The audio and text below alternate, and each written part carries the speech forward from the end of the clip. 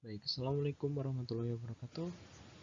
Perkenalkan, saya Muhammad Mufti Afaza dari kelompok 3. Nah, di sini kita akan membahas materi psikologi pendidikan tentang konasi. Nah, di sini saya akan menjelaskan sedikit pengertian dari konasi. Sebenarnya konasi itu apa sih?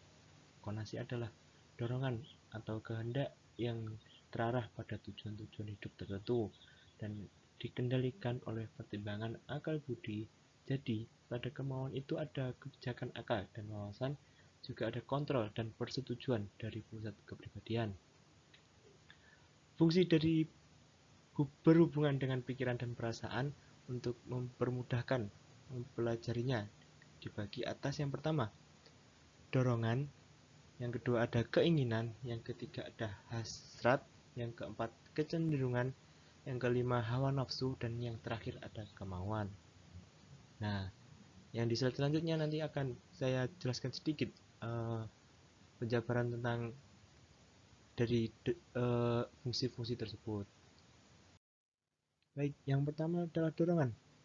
Dorongan adalah suatu kekuatan dari dalam yang mempunyai tujuan tertentu dan berlangsung di luar kesadaran kita. Dorongan ini dibedakan menjadi dua golongan, yakni dorongan nafsu dan dorongan rohaniyah. Yang kedua, keinginan. Keinginan ialah dorongan nafsu yang bertuju kepada sesuatu benda tertentu atau yang konkret. Keinginan yang dipraktikkan bisa menjadi kebiasaan. Yang keempat ada hasrat, ialah suatu keinginan tertentu yang dapat diulang-ulang. Yang keempat tentang kecenderungan, ialah hasrat yang aktif yang menyuruh kita agar lekas bertindak. Yang keempat adalah hawa nafsu, ialah hasrat yang besar dan kekuatan yang dapat menguasai seluruh fungsi jiwa kita. Hawa nafsu ini bergerak dan berkuasa di dalam kesadaran. Yang terakhir adalah kemauan, ialah kekuatan yang sadar dan hidup dan atau menciptakan sesuatu yang berdasarkan perasaan dan pikiran.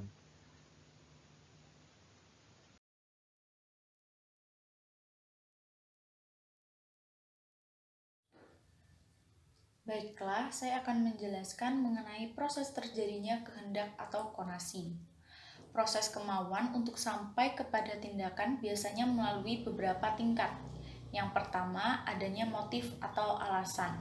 Seseorang sebelum melakukan sesuatu akan memiliki alasan terlebih dahulu dalam hatinya. Tanpa adanya alasan tertentu, orang tersebut tidak akan melakukannya dengan sungguh-sungguh. Dan jika memang perbuatan tersebut terjadi, tidak akan menentukan arah dan tujuannya.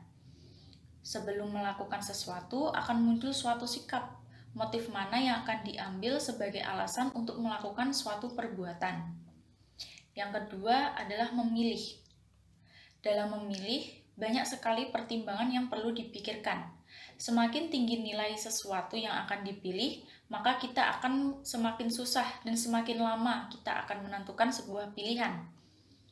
Memilih bukan hanya mengambil salah satu di antara yang dipilih, karena kita harus banyak mempertimbangkan dengan motif yang sebaik-baiknya serta memikirkan baik buruknya, keuntungan dan kerugiannya.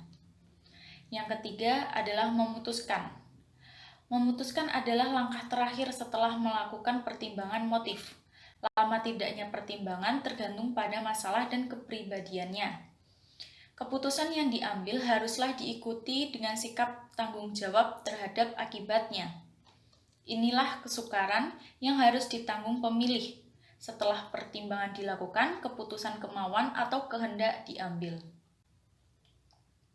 Yang keempat adalah melaksanakan keputusan.